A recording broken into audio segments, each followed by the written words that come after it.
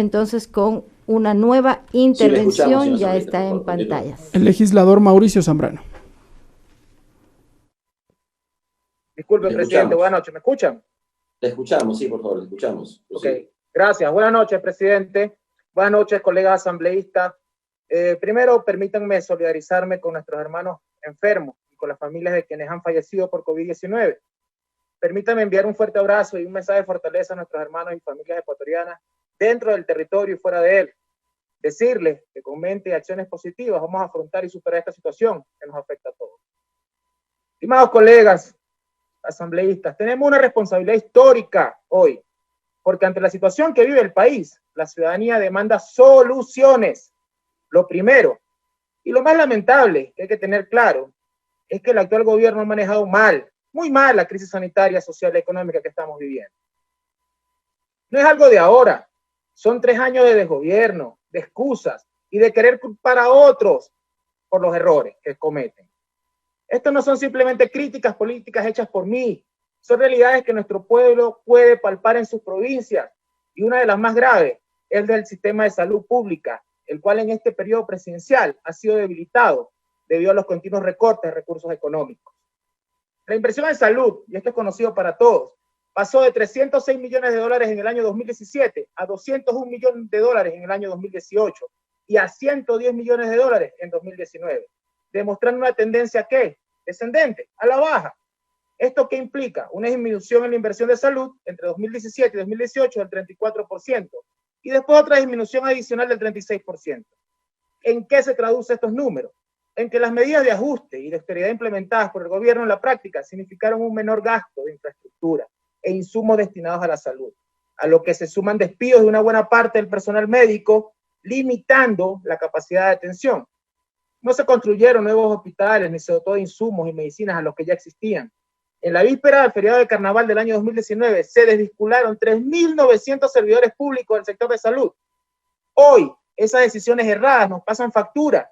Al debilitar sistemáticamente el Estado, esto tiene un costo, y ese costo, ¿en qué se ha traducido? En más de 8.000 muertos en Guayas.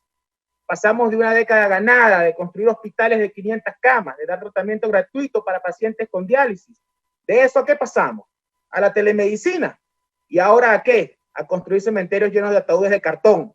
Todo esto que ha sucedido por culpa de este gobierno solo se lo define con una palabra: indignante.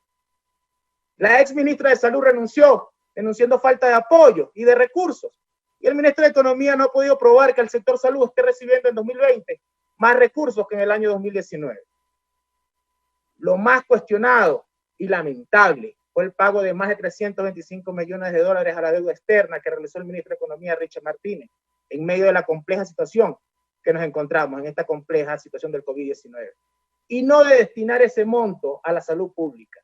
Esto, pese a que de manera inédita, colegas, sí, inédita y por unanimidad, esta Asamblea Nacional le exhortó al gobierno, primero la vida y luego el pago de la deuda.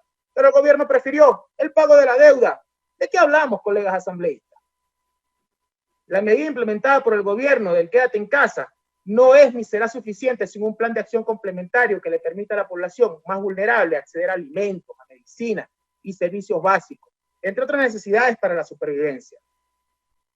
El presidente en sus últimas decisiones ha dejado de lado sus competencias constitucionales, como que el Estado debe garantizar el derecho a la salud, artículo 32 de la Constitución, trasladando o pasándole la pelotica, en el argot popular, estas responsabilidades a los COE cantonales, desligándose del manejo de riesgo y de seguridad de los ciudadanos, buscando levantar la etapa de aislamiento desde el 4 de mayo. Esta acción que igualmente rechazamos desde esta legislatura. Así también rechazamos la resolución del Ministerio de Trabajo del Ecuador al no considerar el COVID-19 como una enfermedad profesional. Además de ser inconstitucional, esto es inhumano y busca proteger el capital por encima del ser humano. La resolución de la OIT, expedida a propósito de la pandemia, abarca todas las actividades expuestas al contagio. Cabe recalcar y recordar que Ecuador es signatario de todos los convenios de la OIT y ha aceptado la competencia del Comité de Libertad Sindical de este organismo, por lo que las resoluciones e interpretaciones de este organismo deben considerarse como fuente del derecho laboral. Este gobierno, que se ha acostumbrado a solo buscar culpables, quiere también trasladar la responsabilidad a la Asamblea Nacional. Ha enviado un proyecto de ley orgánica de apoyo humanitario tardío, lo envió tarde, y eso hay que decírselo al pueblo. Y pero aún más, en su contenido tiene errores de forma y de fondo, que se niegan a corregir, los cuales también aún no han sido corregidos dentro de la comisión. Y por ello es que yo me abstuve de votar, colegas y pueblo ecuatoriano, me abstuve de votar a favor de este informe para primer debate. ¿Y por qué lo hice? Porque el Ecuador, a nuestro pueblo, hay que darle una ley justa y equitativa para todos, sin desfavorecer a los más vulnerables, sin tocarle el bolsillo al pueblo ecuatoriano. Si queremos ser parte de la solución, es indispensable que en la ley se incorpore una serie de artículos coherentes que han sido propuestos por la bancada de la Revolución Ciudadana y también otras propuestas muy coherentes a la ley presentada por otros asambleístas. Pero lamentablemente esto en su momento fue de oídos sordos en la presidencia de la comisión y no fue incorporado en el articulado de la ley que hoy estamos debatiendo, ni en el informe. Hoy el presidente de la comisión inició su intervención aclarando esto. Esperemos que estos errores para segundo debate no se cometan y se respeten las posturas de todos los colegas asambleístas. Por otra parte, y hablando de las propuestas que ha impulsado nuestra bancada, la Revolución Ciudadana, hemos indicado que se debe incorporar contribuciones solidarias de carácter progresivo sobre el patrimonio y sobre los activos propiedad de empresas radicadas en paraísos fiscales, con lo que se podría recaudar un estimado de 300 millones de dólares. Estos aportes recaerían únicamente sobre el 1% de la población de mayores ingresos, los únicos que están en capacidad de contribuir ante la emergencia generalizada que está viviendo el Ecuador. Se ha propuesto también incorporar mecanismos para que las deudas tributarias en firme, las cuales superan los 1.400 millones de dólares, puedan ser ágilmente cobradas por el Servicio de Rentas Internas. Hemos propuesto incorporar mecanismos que permitan limitar la evasión e ilusión tributaria del impuesto a la renta por parte de las grandes empresas, de tal forma que la contribución efectiva se eleve al 3% sobre los ingresos gravables. Reforma que podría ayudar a mejorar la recaudación en 500 millones anuales, pues los grandes grupos económicos tributaron en el 2018 tan solo el 2.25% de sus ingresos, lo que está por debajo de las recomendaciones internacionales, colegas. Se debe solucionar en esta ley los problemas de inconstitucionalidad en materia tributaria, violaciones a los artículos 300 y 301 de la Constitución de la República, que aún mantienen las contribuciones solidarias provenientes del proyecto de ley del Ejecutivo que estamos debatiendo o analizando hoy, y que de momento la Comisión no ha podido enmendar en el primer debate de la ley. Se viola el principio de irretroactividad, al mismo tiempo se viola el principio de guardar la reserva de ley para temas impositivos. Esta ley puede ser incluso demandada por inconstitucional. Se debe obligar a la banca privada y pública que sean artífices de la recuperación económica por medio de mecanismos de refinanciación sobre obligaciones que no han podido ser efectuadas durante la emergencia sanitaria, y se debe dar inyectar de crédito menos costoso. La banca tuvo un incremento del 40% en sus utilidades en el año 2019 y hoy no quieren colaborar con la ciudadanía con un crédito más barato. Esto es inaceptable. Se debe resguardar el empleo en el sector público. La política de despidos implementada por el actual gobierno debe parar.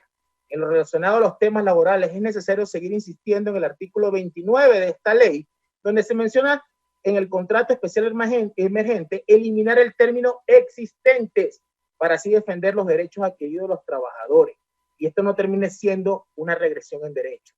De la misma forma, el artículo 30 de la reducción emergente de la jornada de trabajo, esto debe tener una vigencia de máximo 1 año sin su renovación por el mismo periodo.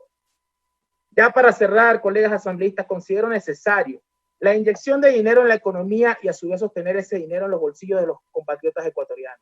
Otorgar un diferimiento por 12 meses sin intereses a quienes mantengan obligaciones pendientes por préstamos con todas las entidades financieras y no financieras. Eso es darle un respiro a las personas ante las entidades bancarias. Descuento en los servicios básicos. Descuento en el pago de las instituciones educativas de al menos un 20%. Y por supuesto, hay que garantizar la estabilidad laboral, además de la creación de nuevas fuentes de empleo, de trabajo en condiciones justas. Y lo más importante, lo que se recaude vaya a donde tiene que ir, y eso es el sector salud, donde se deben de comprar pruebas para detectar el virus, insumos médicos para quienes están en las primeras filas, alimentos para quienes están y quienes han sido los más afectados por la pandemia, desarrollar la liquidez y dar un impulso económico a las pequeñas empresas. Cuidado con eso, señores del Ejecutivo, y se les ocurre hacer otro pago a la deuda. Cuidado con eso. Una vez que se tomen en consideraciones estas y varias propuestas que se deben recoger esta noche, y que por supuesto también he enviado por oficio, esperamos poder dotar al país de una buena ley de ayuda humanitaria que permita afrontar la crisis que producto del encierro ha paralizado la actividad económica, lo que ha afectado en mayor grado a la micro, pequeña y mediana empresa, y ha afectado en una gran medida a la población que vive y depende del sustento del día a día. Hasta aquí mi intervención, colegas asambleístas. Muchas gracias. El asambleísta Mauricio Zambrano indicó que la norma no corrige temas de fondo, de ahí que su votación fue abstentiva dentro de la comisión, señaló. Tenemos una nueva